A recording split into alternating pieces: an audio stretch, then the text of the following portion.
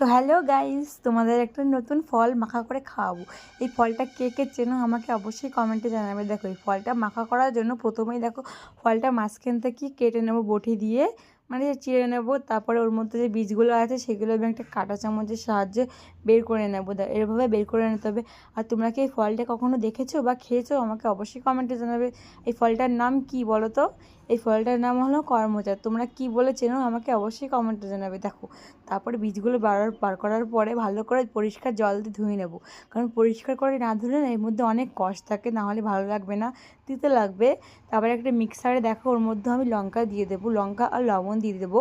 আর তোমরা যেরকম ঝাল খাও সেভাবে তোমরা লঙ্কা দিতে পারো। আমি একটু যেহেতু ঝাল বেশি খাই তার জন্য লঙ্কা দিয়ে দেবো বেশি করে। আর না, আমরা মিক্সারে ব্লেন্ড করবো, কারণ শিল্পতাতে মানে করার টাইম নেই আমাদের। তোমরা চাইলে শিল্পতাতে করতে পারো, কারণ শিল দিয়ে করলে টেস্টটা ভালো হয়। আর আমাদের মিক্সারে ব্লেন্ড একটু বেশি হয়ে গেছে দেখো, কিন্তু আস্তে আস্তে থাকলে ভালো লাগবে। যাই হোক, ভালোই লাগবে খেতে। আর কে কে এই ফলটা কোনো দিন কি খেয়েছো?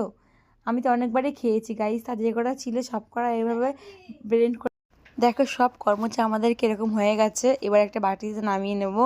আর যেগুলো হয়েছে সব আমরা ভালো করে চামচ দিয়ে এবার মিক্স করে নেব। হাত দিয়ে আমরা করবো না, কারণ হাতে খুব ঝাল লাগে গাইস। আর লঙ্কা অনেক প্রচুর দেওয়া হয়ে গেছে। আর আমি নিয়ে নিয়েছি, আর কেমন খেতে তোমাদেরকে রিভিউ দেবো, দাঁড়াও গাইস।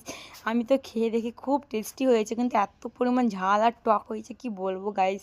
তোমরা চাইলে বাড়িতে এরকমভাবে মাখা করতে পারো, খুব ভালো লাগে গাইস। এরকম না কিনতেও পাওয়া যায় এই কর্মচাগুলো। আমি এবার রোহিতকে টেস্ট করে দেখাবো। রোহিতকে দিয়ে বললাম, রোহিত কেমন হয়েছে বল। রোহিত বললো কি, রোহিত তো পুরো মুখের রিয়াকশন পাল্টে গেছে। আর ভিডিওটা কেমন লাগলো অবশ্যই কমেন্ট